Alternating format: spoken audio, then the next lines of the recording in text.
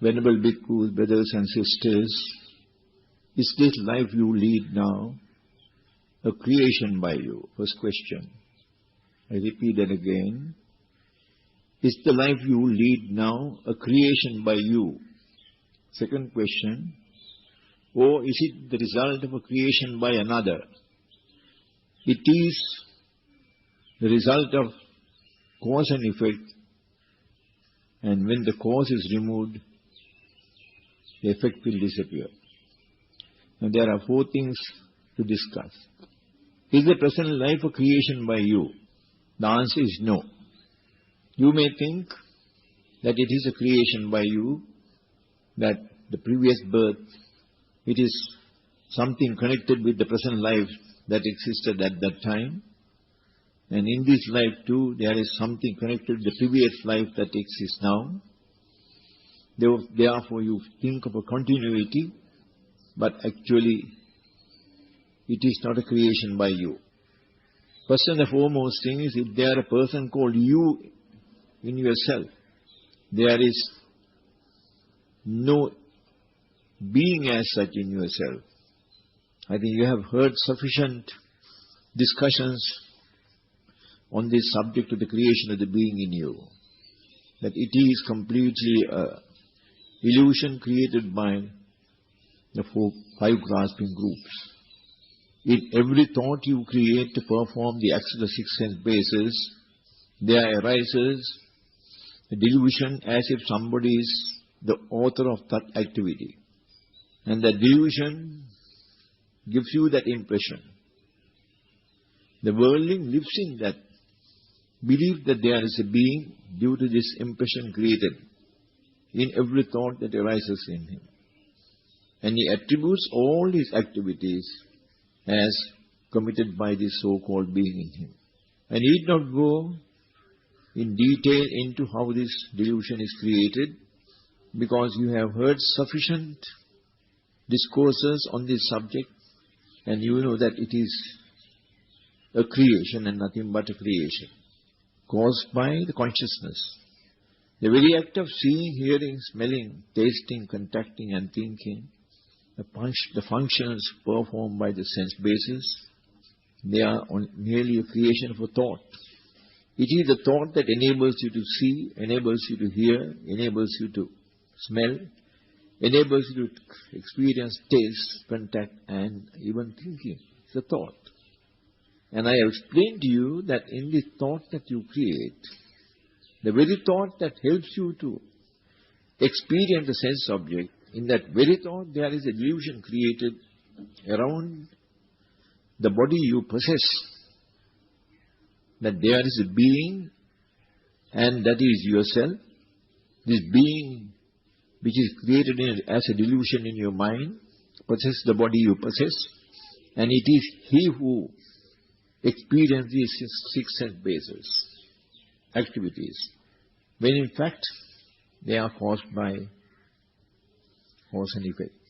Why we call it a delusion created by the very thought that is produced to perform the activities of the six sense bases? Because after the appearance of the consciousness, when the sense base has contacted its object, then there are other five mental factors that perform the task of creation of the thought.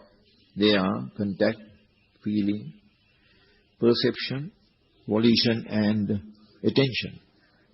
When these five mental factors perform the task of creating a thought instantly, it also creates an impression in your mind that activity of seeing, hearing, etc.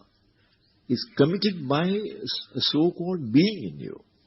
And that being is created centering your very form, body. The possessor of this body is this so-called being. And these five grasping groups are the very mental factors that help you to create the thought to perform the activity of the sense base. Therefore, natural conclusion we arrive at is that the very thought that is created to perform the activity, the sense base, also creates a delusion in your mind. With the same equipment that was used by you to create the thought, to create this being. And the natural result is that when your eye contacts an object and perform the act of seeing by the creation of a thought, in the performance of that act of seeing in the way of creating a thought, also creates the author of that activity of seeing as the being in you. That's the delusion created by the consciousness. In regard to activities by the other bases also, the same pattern exists. When a thought is created to enable you to perform the activity, the sense base, in that thought itself, the delusion is created that there is a being with your body as the owner of that being, so to say, and it is yourself and nobody else who sees this, or hears it, or smells it, as the case may be. Therefore, all worldlings are under the impression that what you are today is created by yourself. You created this situation. You created this existence, so to say. And it's your activity that has brought about this effect in the way of existing in this world as a human being.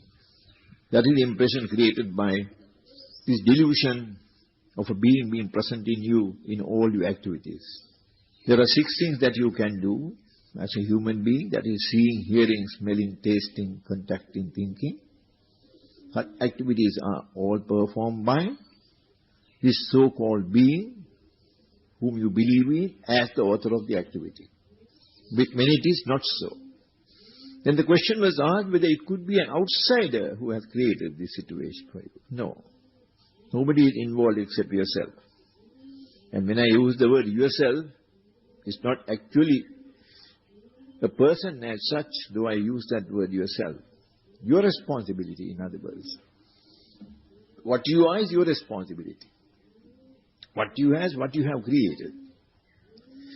In the sense that it is not a being's creation, but it is the effect of a cause. That is what one should bear in mind. If the effect of a cause, so what you are is cause and effect and nothing else. This condition you are in now is not created by you, nor it is created by another. But it is just a cause and effect and nothing else. And the cause for the creation of cause and effect, your body and your mind has participated. Your mind is a forerunner of all activities. Therefore, when action is committed by the mind, by the body, it is the mind that gives the necessary preliminary suggestion to the body to perform the act. Body merely complies with the body, but the mind directs it to do. There are 6 things that you can do as a human being. In all these 6 things, like seeing, hearing, smelling, tasting, contacting and thinking, if you analyze carefully, it is nothing but what you are now is cause and effect and nothing else. This is something which you must always bear in mind, which you must understand realistically, not just on the surface as somebody says you believe it. Because who you are and what you are is truly understood when you have understood this pattern of existence of yourself. Your body is the natural outcome of a karmic act which has resulted in giving you a birth in a certain pattern, certain life. Now you are born as a human being.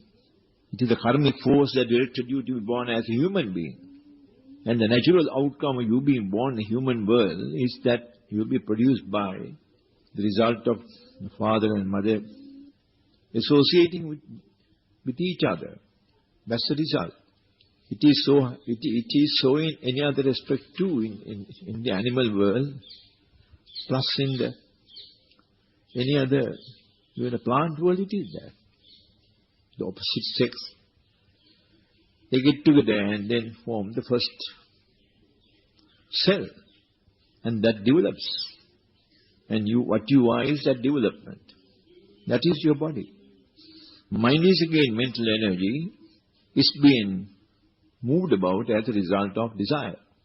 Desire is the driving force of the mental energy to possess the body and then live in the human world as a human being. So there are two things that perform the functions of the body and the mind getting together. Body, the result of karma. That's the last thought you create, connected with an act which you have performed, and you cling to that. And the result of that act is the present life you are in, being born a human being. With regard to the activity of the creation of the body, of course, the father and mother are responsible. The mental energy that left your body after your elements perished, the body perished, that is pushed by the desire, and that settles in the body that has been created by the reactions of karma. And you are a being now functioning in this world. So it is not the creation of any body as such. Further, you have to accept this position clearly that there is no being in you. Therefore, at the time of your death, it is not a being that performs these activities, nothing but cause and effect. That is what you should clearly understand. There is no decision taken by anybody as to where you will be born next. The circumstances you maintain and the volitional acts of karma which you committed, and also the desire that you have developed within yourself through your ignorance. These are contributory factors that will lead you to perform activities in another birth, existence. There is no one responsible for the creation of this existence. There is no authority who actually activated all your performances in the way karmic acts or activity on the part of the mind for the development of desire. All those are causally created as a result of your ignorance. Karma is the reaction of your volitional action. And the reaction is brought about so long as you live a life influenced by desire. If there is no desire, there is no karma. Desire is the cause of karma. So the birth after birth you go on, you being born, is as a result of the karma which you commit and the desire you possess. Those are the causes of your existence. Those are the reasons why you exist today in this birth like this. This existence is not your work. When you say your work, then there should be somebody in authority to perform the activity. But there's no person in you as such. Though we formally say it's your activity, but it's not your activity. It's causally created activity. Therefore, you can't say you created this life of yours, or you can't say that any other created this life of yours.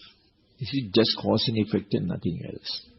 That is something which you must be very thorough about if you are going to pursue Buddhist philosophy. Because the wrong conclusion you would normally arrive at, that there's a being in you, is the creation, is the result, or I should say is the cause for you to create attachment or desire. If there is no being, then there is no person as such who would undergo the sensations of something pleasant or unpleasant.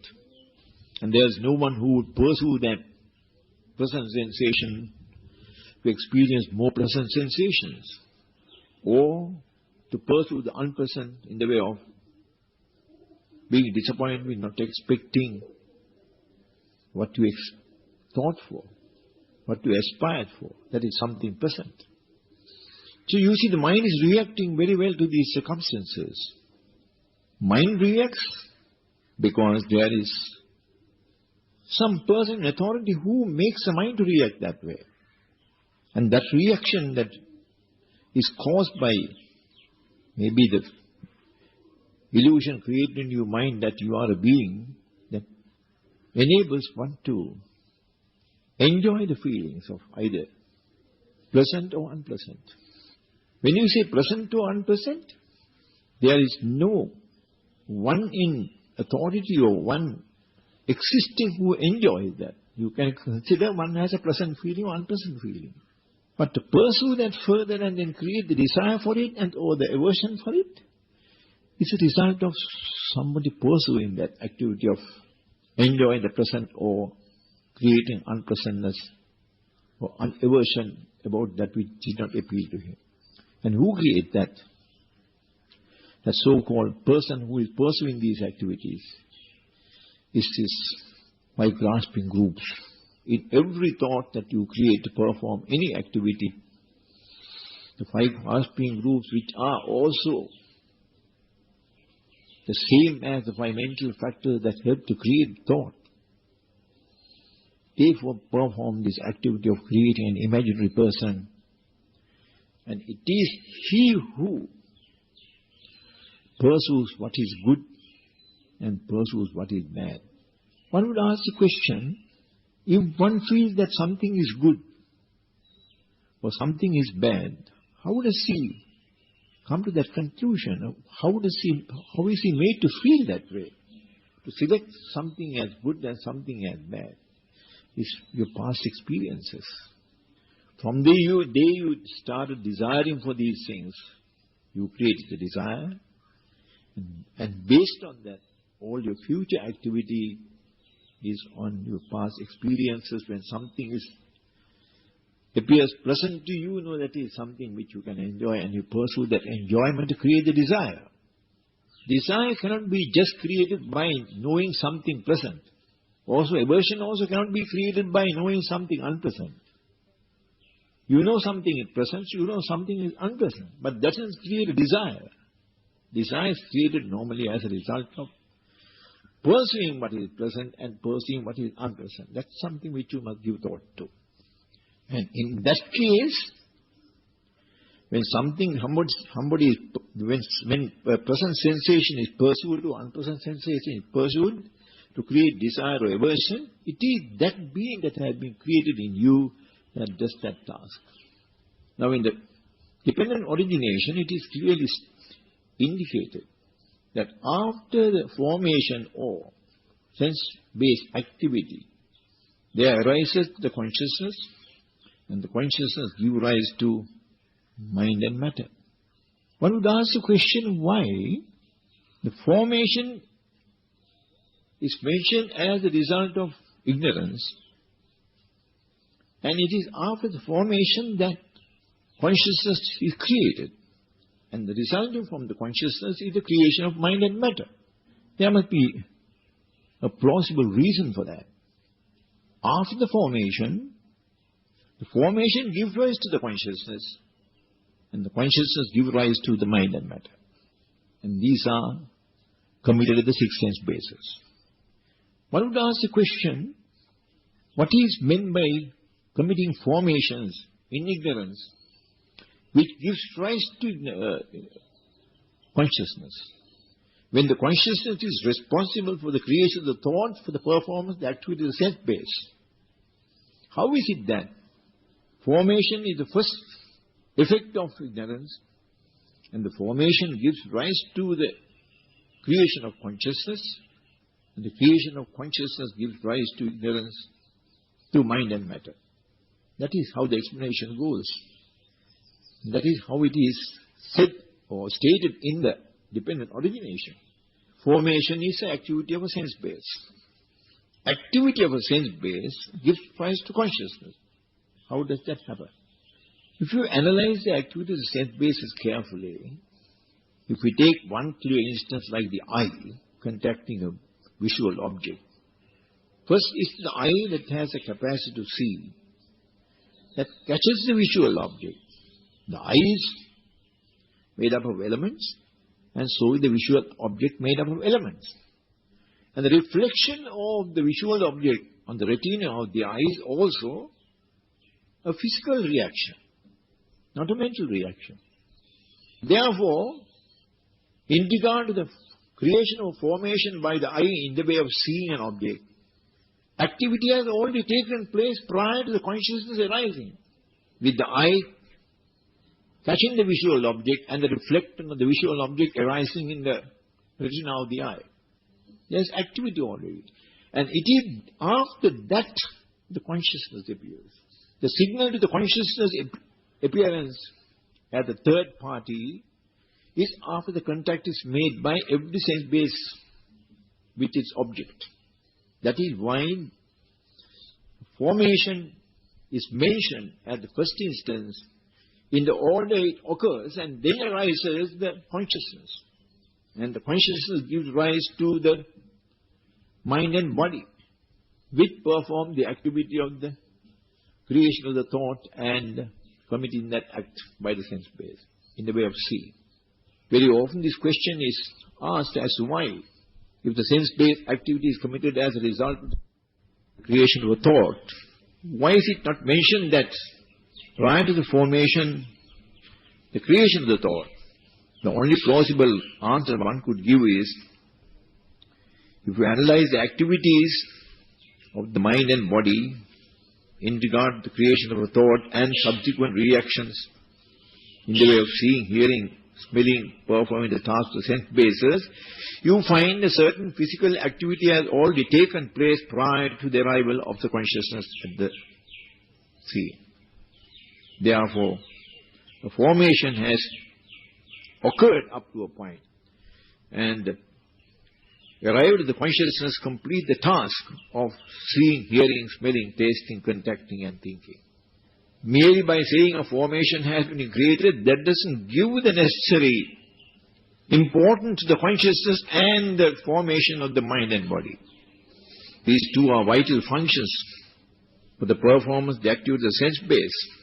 But already some aspect of the incident in the way of seeing has occurred in connection with the eye and the visual object in the way of two physical things contacting each other as a result of the reflection of the object in the retina. Therefore, that has to be shown in as a first thing, and second, the appearance of the consciousness, and third, the creation of Nama and the Rupa. Five mental factors is the creation of Nama, and the Rupa is the ability created in the mind to see something in the nature of a physical object. Now, therefore it is clear, brothers and sisters, that experience you gain through is not your creation. Through the six sense bases, those are the six things that you can perform as a human being. Those are not your activities. Because there is no you in that, in yourself. It is just a false impression created by the five grasping group that there is an author to all your sense-based activities. No, there is no author. Therefore, there is no you. Therefore, this activity by the sense bases are causally created. Also, if they are causally created, then there is no outsider involved in this activity. Not an outsider perform this activity. It is just cause and effect and nothing else.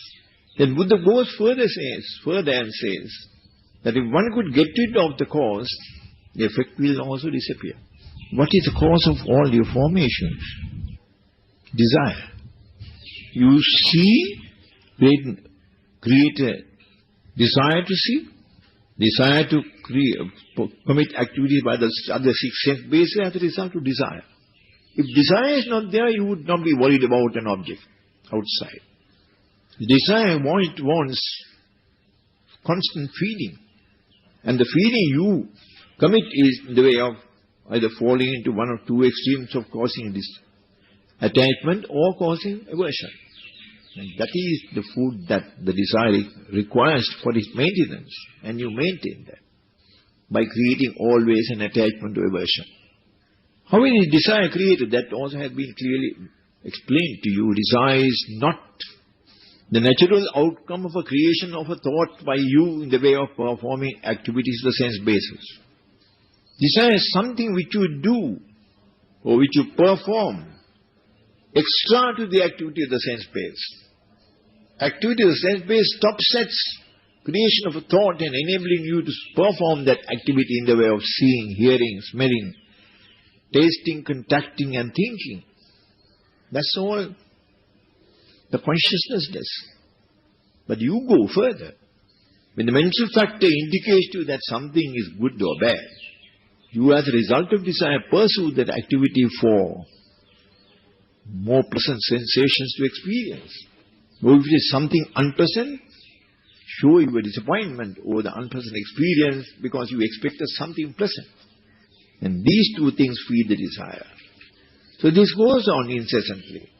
And the cause of this pursuance of all objects that you experience through sense basis to cause desire or to feed desire in the way of creating attachment or aversion is your activity. Whose activity? The activity of the worldling, believing that there is a being in him and he is enjoying this and is getting disappointed over when he expects something pleasant to occur, and if it does not happen, then naturally you create aversion to that. So this attachment and aversion are the result of the so-called being in you perceiving unnecessarily these experiences and thereby creating desire. One would ask the question, for instance, if this so-called being is not created in your mind, would this subsequent follow-up which you do in the way of enjoying pleasant things and creating aversion to unpleasant things, would that have happened? No. Because the task in creating a thought for you is to see. And in that thought, to give you sufficient information about what you are seeing is what the mental factor feeling does. Other mental factors too contribute information to make that thought which you create, to see, to smell, to taste, to think, a complete thought. But the creation of thoughts, unnecessary thoughts created in your mind to pursue what is pleasant and to pursue what is unpleasant, you see, these that create the desire. And that you do under the false impression that there is a being in you. If that being was not created in you, you would have not pursued that feeling, either to enjoy what is pleasant or to create aversion to what is unpleasant. You would not have.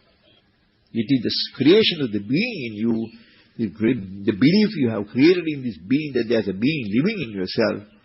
He who has followed this feeling up to the extent of creating a desire or to the extent of creating aversion, which feed the desire, maintain the desire. So Buddha says that if the cause is removed, there would be effect. What is the cause? The cause of desire is your creation of attachment and aversion. How do you create this aversion, attachment and aversion? By the creation of thoughts. Is that an essential activity by you?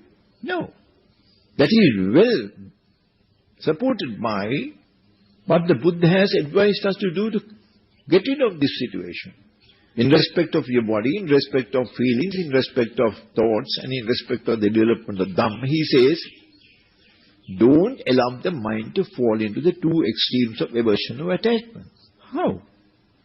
By realizing that object is something which is impermanent.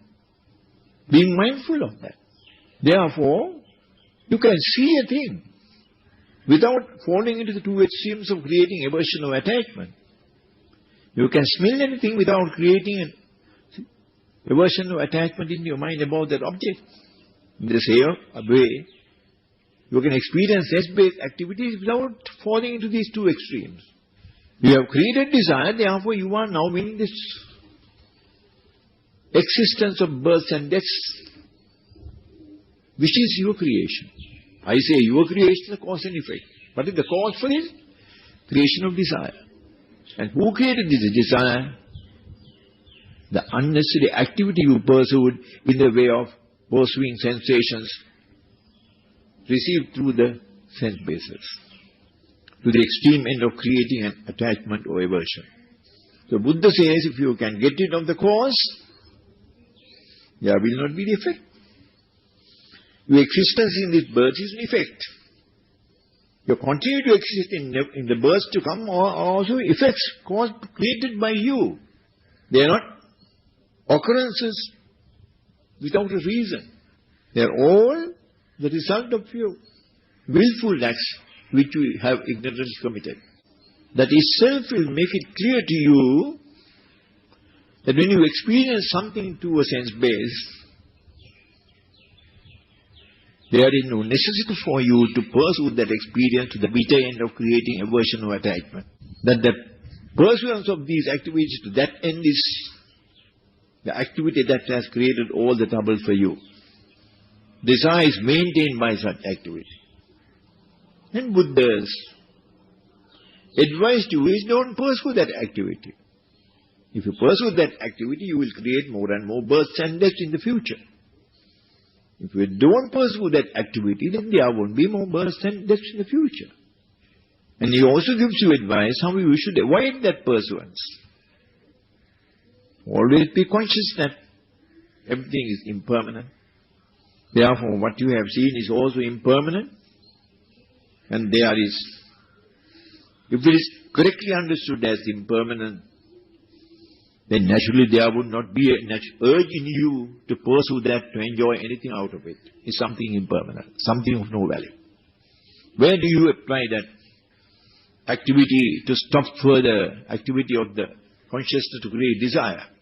After you see the object with the eye, hear the sound with the ear, experience the smell through the nose, experience the taste through the tongue, experience the body through contact.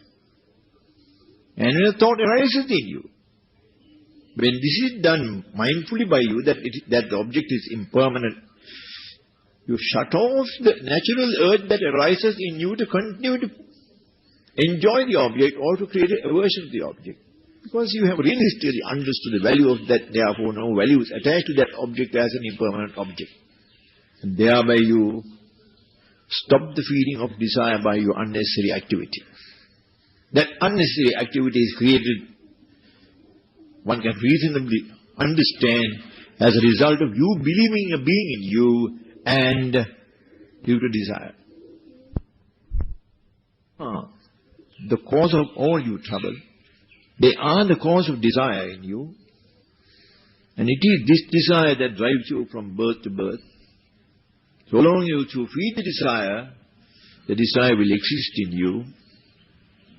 If you do not feed the desire by either falling into the extremes of one extreme of either creating an attachment or creating aversion, then you refrain from feeding the desire. Maintain that being mindful of the object. Mindfulness of the object will indicate you that it is something impermanent, always constant change. There is nothing substantial in that object. Therefore, there would not be the natural urge created in this so-called being to enjoy what it has seen by creating further thoughts to create attachment, or if it is something not to be like, to create an aversion. By the time you reach this state of activity in creating a thought to see and then seeing a thing, you have already committed the act of creating a formation. The belief in you is there that there is a being in you. And when a sense object contacts a sense base, in a split second, all the activity is performed there.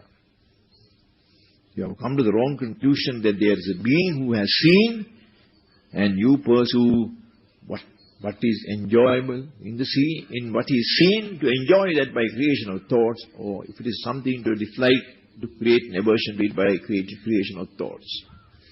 The second activity of creation of thoughts and enjoying of creation of thoughts and creating aversion to it are your follow-up. Whereas the thought is only created for you to see, that's all.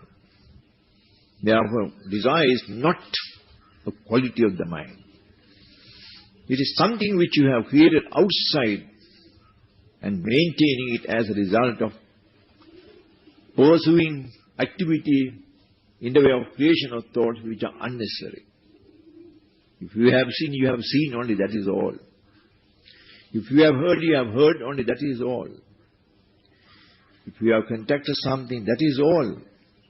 Instead of stopping your sense-based activities at that, after the real performance of the sense-based is done, then nothing would have happened to you.